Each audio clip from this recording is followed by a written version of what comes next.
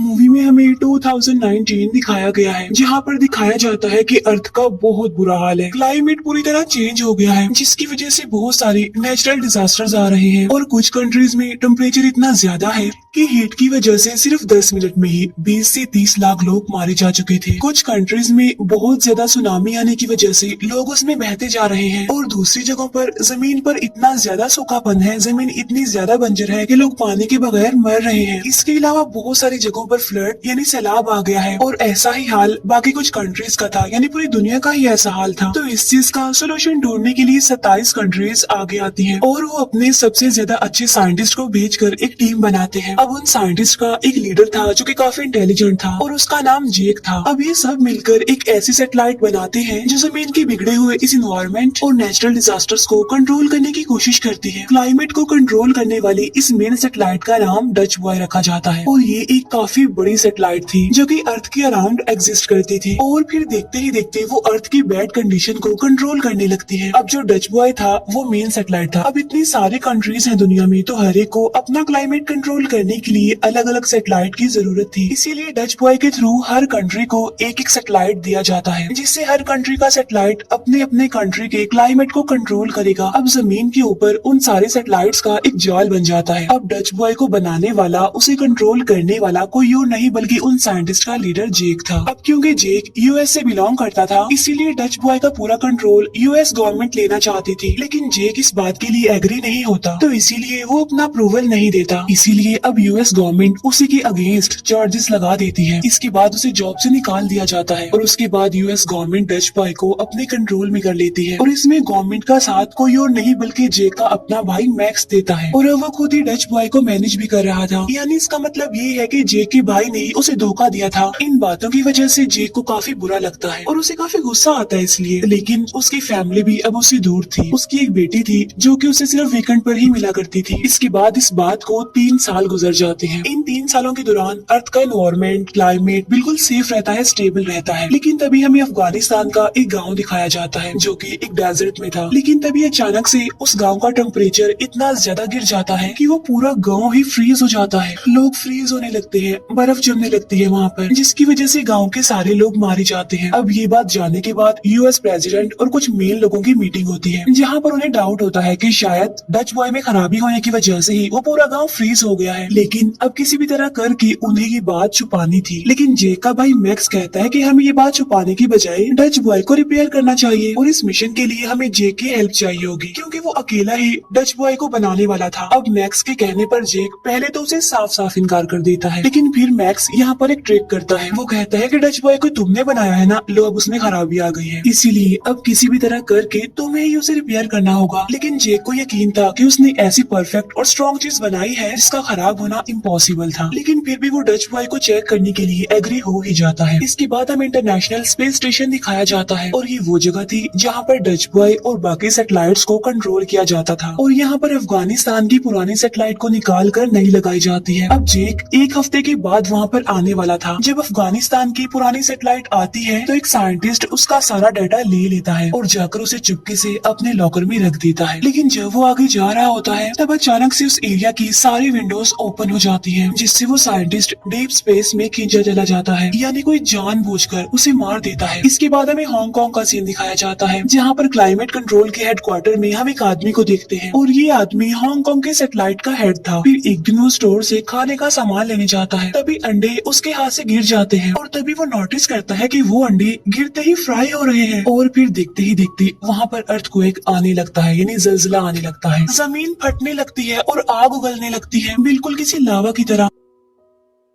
तब हांगकांग का वो हेड अपनी गाड़ी लेकर वहाँ से भागने की कोशिश करता है और जैसे जैसे वो भाग रहा होता है उसके पीछे की जमीन धंसती जा रही थी। वहाँ से निकलते निकलते वो सिटी से बाहर आ जाता है और आकर वो एक ब्रिज पर रुक जाता है और जब वो पीछे मुड़कर देखता है तो सारी बिल्डिंग्स नीचे गिर रही थी और देखते ही देखते वो पूरा शहर इस डिस्ट्रक्शन की लपेट में आ जाता है। हर तरफ तबाही मच जाती है, बचने का तो कोई चांस नजर ही नहीं आ रहा था। अब यहाँ पर हांगकांग का वो हेड चाइना का डच बॉय का सैटेलाइट एक्सेस करना चाहता था, लेकिन उसके एक्सेस पर डिनाइड आ जाता है, जिसकी वजह से वो लॉग इन नहीं हो पाता। तब वो जल्दी से मैक्स को कॉल करके इस बारे में इन्फॉर्म करता है, और जब मैक्स लॉग इन करने की कोशिश करता है तो उसकी एक्सेस भी डिनाइड आ जाती है। यानी इसका मतलब साफ था कि उनका पूरा सिस्टम किसी ने हैक कर लिया था, जिसके बाद सबकी एक्सेस ब्लॉक कर दी गई। फिर हांगकांग का हेड मैक्स को कहता है कि अगर इसी तरह क्लाइमेट चेंज होता रहा और नेचुरल डिजास्टर्स आते रहे तो लास्ट में जियोस्टॉर्म आ जाएगा। जियोस्टॉर्म यानी ऐसा दिन जब पूरी दुनिया तबाह हो जाएगी। और तभी उस हेड के ऑफिस में कुछ लोग आ जाते हैं। तब ये देखकर वो हांगकांग का हेड कहीं पर छुप जाता है, और जो लोग वहाँ पर आते हैं वो उसके लैपटॉप से सारी इन्फॉर्मेशन ले लेते हैं। और ये देखकर वो हेड समझ जाता है कि कोई तो इंसान ऐसा है जो डच बॉय पर एक्सेस करके उसे हैक कर रहा है। अब यहाँ पर मैक्स वहीं पर काम करने वाली एक हैकर की हेल्प से ये चीज चेक करने के लिए उसे कहता है कि किसने इलीगली डच बॉय को एक्सेस कर लिया है, उसे हैक कर रहा है। वहाँ पर मैक्स की एक फ्रेंड भी थी जो कि एक एजेंट थी। फिर दूसरी तरफ जेक अपने मिशन के लिए बिल्कुल रेडी था। अपनी बेटी को वो उसकी मदर के पास छोड़कर अपने मिशन के लिए निकल जाता है, और वो सक्सेसफुली इंटरनेशनल स्पेस स्टेशन यानी अर्थ की ऑर्बिट में आ जाता है। यहाँ पर जेक को 3 टास्क दिए जाते हैं। सबसे पहला ये कि जो साइंटिस्ट स्पेस स्टेशन में मर गया था उसकी इन्वेस्टिगेशन करना, फिर दूसरा ये कि अफगानिस्तान में जो एक्सीडेंट हुआ था उसकी इन्वेस्टिगेशन करना, और तीसरा हांगकांग में होने वाले एक्सीडेंट की इन्वेस्टिगेशन करना। वो कुछ लोगों से मीटिंग करता है और ये सारी बातें क्लियर करता है। फिर वो हर कंट्री के सैटेलाइट को पर्सनली स्कैन करता है कि अगर उसमें कोई ग्लिच आ गई हो तो उसे रिप्लेस कर दिया जाए। अब टोटल 1000 से भी ज्यादा सैटेलाइट्स थी। फिर आगे जाकर उसे पता चलता है कि इस सारे मिशन का हेड कोई और नहीं बल्कि उसका भाई मैक्स है, और हर रोज उसे सारी इन्फॉर्मेशन देनी है। अब जेक को ये बात काफी बुरी लगती है, जिसकी वजह से दोनों भाइयों में कुछ प्रॉब्लम्स होने लगती हैं। इसके बाद जेक अपनी इन्वेस्टिगेशन शुरू कर देता है, यानी अपनी पहली इन्वेस्टिगेशन उस साइंटिस्ट के बारे में जो मर गया था। यहाँ पर उसे पता चलता है कि वो एक्सीडेंट किसी ने जानबूझकर करवाया था, और डीप स्पेस में जाने से पहले उस साइंटिस्ट के हाथ में एक हार्ड डिस्क थी जो अभी भी उस स्पेस स्टेशन के एक हिस्से पर अटकी हुई है। तब जेक और स्टेशन कमांडर अपनी जान पर खेलकर उस हार्ड डिस्क को लेने जाते हैं, और यहाँ पर उन्हें पता चलता है कि जो एक्सीडेंट हांगकांग और अफगानिस्तान में हुआ था वो सैटेलाइट में खराबी की वजह से नहीं बल्कि किसी ने जानबूझकर ऑर्डर्स दिए थे सैटेलाइट को ऐसा करने के लिए। लेकिन उन्हें ये पता नहीं चल पाता कि आखिर ये कर कौन रहा है, इसके पीछे है कौन। फिर हांगकांग का हेड वहाँ से निकलकर न्यूयॉर्क आ जाता है, और वो मैक्स को मिलने के लिए कहता है ताकि वो पूरे मैटर की इन्फॉर्मेशन उसे दे सके। वो मैक्स को मिलने के लिए एक जगह पर बुलवाता है, जहाँ पर मैक्स अपने फ्रेंड यानी उस एजेंट के साथ जाता है। मैक्स और उसके फ्रेंड वो दोनों ही हांगकांग के हेड को देख लेते हैं, जो कि रोड की दूसरी साइड पर खड़ा होता है। लेकिन जैसे ही वो क्रॉस करने लगता है तो उसके पीछे खड़ा हुआ एक आदमी उसे धक्का दे देता है, जिसकी वजह से हांगकांग का हेड एक गाड़ी से टकरा जाता है। लेकिन मरने से पहले वो एक पार्टिकुलर प्रोजेक्ट के बारे में मैक्स को बता देता है। दूसरी तरफ जेक और स्टेशन कमांडर उस हार्ड डिस्क का पूरा प्रोग्राम देख रहे होते हैं, जिससे उन्हें पता चलता है कि किसी ने इस सिस्टम में वायरस इंसर्ट कर दिया है, जो अलग अलग कंट्रीज के सैटेलाइट्स को ऑर्डर दे रहा है और उनके क्लाइमेट को चेंज कर रहा है, जिसकी वजह से जमीन दोबारा से तबाही की तरफ जा रही है। अब जेक मैक्स को मैसेज भिजवाता है कि अर्जेंटली मीटिंग करनी है, यानी जो कुछ भी हो रहा है उसके बारे में इन्फॉर्म करने के लिए। और यहाँ पर जेक मैक्स को सारी बात बता देता है कि किसी ने सिस्टम में वायरस डाल दिया है, इसीलिए डच बॉय जानबूझकर सैटेलाइट्स को ऑर्डर दे रहा है, जिसकी वजह से अलग अलग कंट्रीज लाइक अफगानिस्तान और चाइना में वेदर बिगड़ गया है। यानी कोई डच बॉय को बिल्कुल किसी वेपन की तरह यूज करके तमाम कंट्रीज को खत्म करना चाहता है। और कोई स्पेस स्टेशन का आदमी भी इसमें मिला हुआ है, और वही है जो डच बॉय में वायरस का प्रोग्राम इंसर्ट करता है, और उसको ऑर्डर देने वाला जरूर कोई ना कोई बड़ी अथॉरिटी का आदमी है, और वो कोई और नहीं बल्कि मैक्स के सीनियर्स में से कोई एक है। और वो या तो मैक्स का बॉस हो सकता है या फिर प्रेसिडेंट। ये सुनकर मैक्स कहता है कि भला प्रेसिडेंट ऐसा क्यों करना चाहेगा, जिस पर जे कहता है क्योंकि डच बॉय वेपन की तरह यूज हो रहा है, और वो सिर्फ उन्हीं कंट्रीज को टारगेट कर रहा है जो आज के जमाने में काफी सक्सेसफुल है, और आने वाले टाइम में ये कंट्रीज काफी इम्प्रूव करेंगी और काफी सक्सेसफुल होंगी, और उनकी इकोनॉमी भी काफी अच्छी होगी। इसीलिए अब ये सब कुछ जानने के बाद मैक्स उस हैकर की हेल्प से उस सारे प्रोजेक्ट के बारे में इंफॉर्मेशन निकालता है जो कि उसे हांगकांग के हेड ने बताई थी, जहाँ पर उसे कुछ फाइल्स मिल जाती है,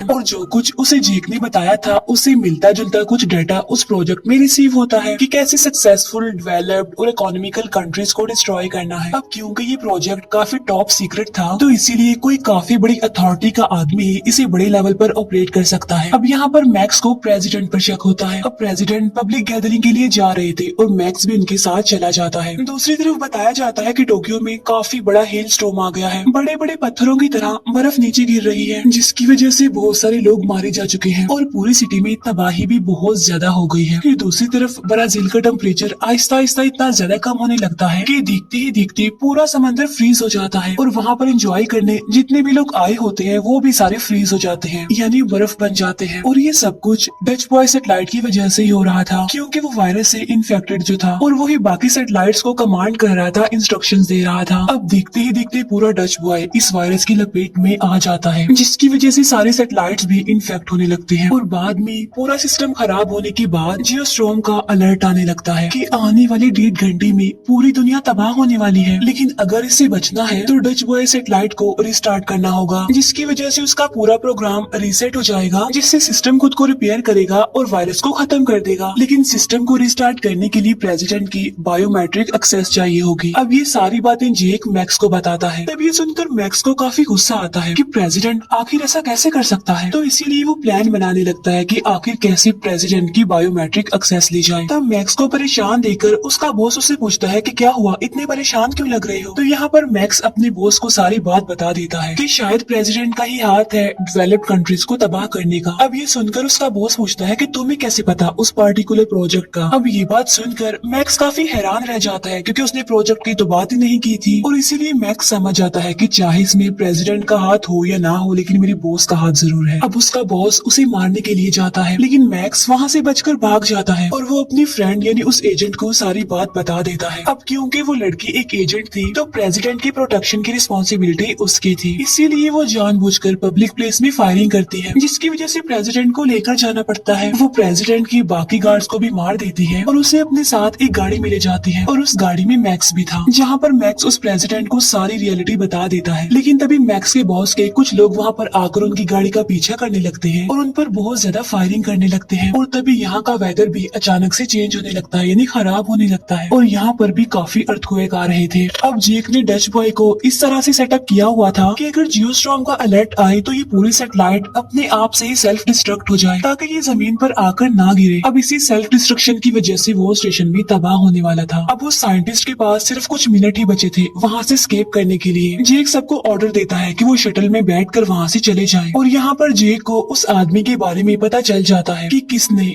डच बॉय में वायरस को इंसर्ट किया था। असल में ये उन्हीं की टीम का एक मेंबर था जो कि स्टेशन कमांडर था और ऐसा करने के लिए उसे बहुत सारे पैसे मिले थे। यहाँ पर जेक और उसके बीच काफी फाइट होती है, जिसमें बाय मिस्टेक वो स्टेशन कमांडर एक बटन प्रेस कर देता है, जिसकी वजह से स्पेस स्टेशन की इस सेक्शन की विंडोज खुल जाती हैं, जिससे वो लड़का डीप स्पेस में चला जाता है। अब यहाँ पर जेक भी बाहर जाने ही वाला होता है कि तभी वहाँ पर उसके साथी यानी स्टेशन कमांडर आकर उसे बचा लेती है। Dutch boy out of control हो जाता है, जिसकी वजह से पूरी दुनिया में तबाही होने लगती है और इस तबाही में सुनामी आ गया था। मुंबई में काफी बड़ा तूफान आ जाता है। मीनवाइल मैक्सिको में हीट वेव आ जाती है। वो सारे साइंटिस्ट शटल में बैठकर जमीन पर आने वाले थे, लेकिन जेक जो कि जाने के लिए तैयार नहीं था, तब स्टेशन कमांडर वहाँ पर आकर उसकी हेल्प करती है। दूसरी तरफ मैक्स और उसके बॉस की लड़ाई में प्रेसिडेंट की वजह से मैक्स का बॉस पकड़ा जाता है और यहाँ पर वो सारी बात रिवील करता है कि आखिर उसने ऐसा क्यों किया। वो बताता है कि मैं प्रेसिडेंट बनना चाहता था, क्योंकि इस पूरे एक्सीडेंट की रिस्पॉन्सिबिलिटी प्रेसिडेंट पर आती, जिसकी वजह से प्रेसिडेंट को निकाल दिया जाता और उसकी जगह मैं प्रेसिडेंट बन जाता। इसके बाद उसे अरेस्ट कर लिया जाता है। इसके बाद जो प्रेसिडेंट थे वो अपने बायोमेट्रिक से डच बॉय को रिस्टार्ट कर देते हैं। रिस्टार्ट होने के बाद सिस्टम उस वायरस को डिस्ट्रॉय कर देता है, जिसकी वजह से देखते ही देखते सारी सिचुएशन ठीक होने लगती है और जितने भी नेचुरल डिजास्टर्स हो रही थी वो अपने आप से बंद हो जाती है। लेकिन उनका स्पेस स्टेशन अभी डिस्ट्रॉय होने वाला था, जिसमें अभी तक जेक और वो स्टेशन कमांडर थे वो एक पुराने सैटेलाइट में छुप जाते हैं। इसके बाद पूरा स्टेशन डिस्ट्रॉय हो जाता है और अब वो डीप स्पेस में जाने लगते हैं। उन्हें कुछ पता नहीं था कि वो कहाँ पर लैंड करेंगे, जमीन पर पहुंचेंगे भी या फिर नहीं। लेकिन तभी उनका एक साइंटिस्ट वापस आता है और वो उनके सैटेलाइट को अपने स्पेसशिप से अटैच कर देता है और उन दोनों को सही सलामत बचा लेता है और अब ये दोनों सक्सेसफुली जमीन पर आ जाते हैं। इसके बाद एक और स्पेस स्टेशन बनाया जाता है, जिसका इंचार्ज जेक को बनाया जाता है और उसे उसकी जॉब भी वापस दे दी जाती है।